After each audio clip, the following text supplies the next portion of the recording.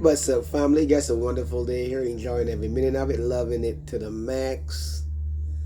Take a cool drive out of state and just chilling like a villain, man. Loving it. Listen, folks, whatever you do, enjoy your life because this is the only one we have so far we know about. And don't let nothing or nobody piss you off. Just do what makes you happy. Enjoy it. Enjoy it, enjoy it, because people are just dying left, right, about. They're not really dying, as we know. They're making the transition back to the spirit world, but they're leaving here very fast. I'm a little under the weather because I have a little cold. I got from my granddaughter, because she was kind of sick and she had me down, but it's all good. Once it from her, I ain't digging nothing. But she's good. She got all right. She is good, but I'm just loving it, folks. All I can tell you, folks, just enjoy your life. Do what makes you happy.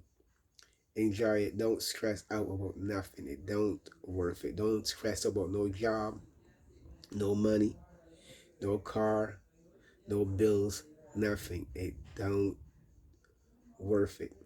My friend, 2 weeks ago, retired, went back to Barbados. After a week, he had a stroke. And after that, he had a brain hemorrhage. He went to hospital, the operation, came back home, got COVID. Died the next week, 62 years old. Worked at the MTA in New York with the military. He didn't get to collect absolutely nothing. No military money to collect, no social security. He just went home to enjoy himself. He didn't last a good 6 months, folks. So I'm telling you guys, man, just enjoy your life, man. Like I said, I'm out of state here for a couple of days. Loving it. By my sister here, loving it. Loving every minute of it. The air is nice. Loving it, man. Just loving it. Just loving every minute of it. Anyway, I can put a little clip here. I do not own the video rights, the copyrights of the video, but I can put a little clip here to show you how these so-called people raise prices unknown to us. And like I was saying, man, these folks raise prices and reduce stuff unknown to us, and we don't take it. We don't even realize it. They're so slick. Until then, folks, I love you guys now. Peace out, one love. Thanks for subscribing. Thanks for leaving a comment, sharing the videos. I just love you guys, man. I'm out of here. Peace out. One love. With inflation at a 40-year high in the U.S., we are all spending more when we go to the store. But economics correspondent Paul Solomon reports that there is another dimension of inflation these days, shrinkflation. We'll let him explain. So what is this, the rogues gallery of shrinkflation? Or? These are some of the newer items. In fact, items consumer advocate and lawyer Edgar Dworsky had bought in just the past week. The first one here is kind of an egregious example. Angel Soft toilet paper used to have 425 sheets on a roll. The new one has 320. Wow, that's So 25%.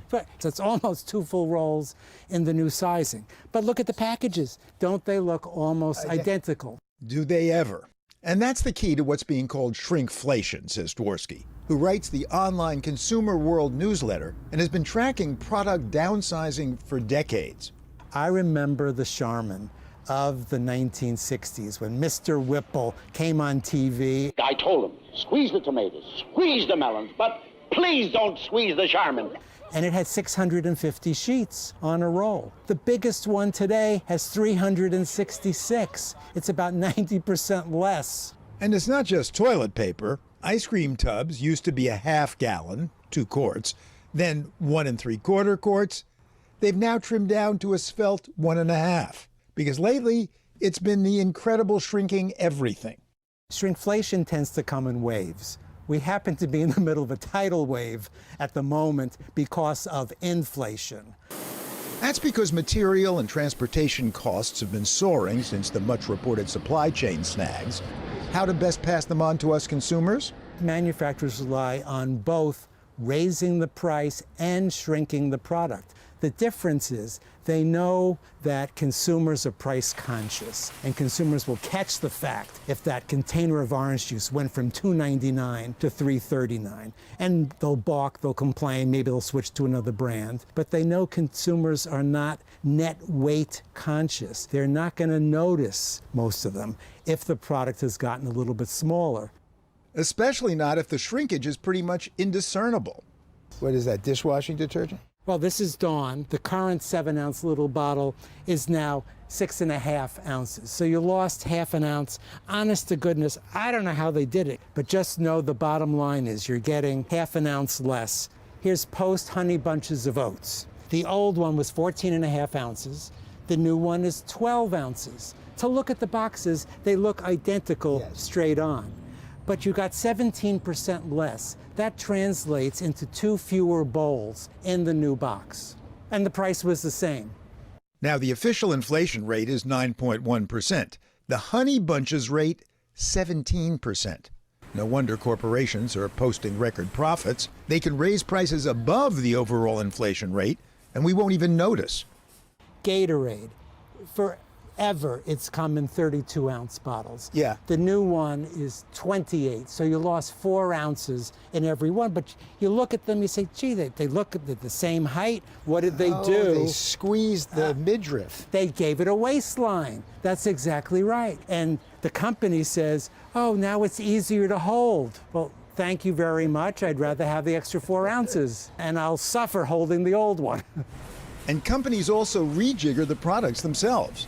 Folgers ground coffee recently reformulated. They said they fluffed up the beans so they could no longer put 51 ounces of ground coffee into their canisters. They could only fit in 43.5 ounces. But they're still claiming it makes up to 400 cups with half a pound less of coffee. You'll have to decide as a coffee drinker, is it still the same cup that you used to get? So the onus is on the consumer to be hyper-vigilant, says Dworsky. In a supermarket, there's that unit price for everything, right? I don't know the statistics of usage of unit pricing. My sense is it's very low. Moreover, says the self-proclaimed Mr. Consumer, Where unit pricing doesn't help is when the individual product changes. So unless you've memorized that your Keebler cookies were 14.3 cents an ounce and now it's 16.7 cents an ounce, right, it's not going to help you. I would be totally overmatched. I mean, it's bad enough that I try to counsel people, look at the net weight, the net count, memorize it, and when you go back to the store, double check that it hasn't changed. How else are you going to, make a choice intelligently if you don't know what it used to be? Yeah, but that's almost impossible. I mean, who's going to keep track of things like that? Here. yeah, but you're either a professional or a lunatic, Right. or both. Or a little bit of both. Meanwhile, for the rest of us, inflation at the store these days turns out to be even more pronounced than we realize because of shrinkflation. For the PBS NewsHour, Paul Salman.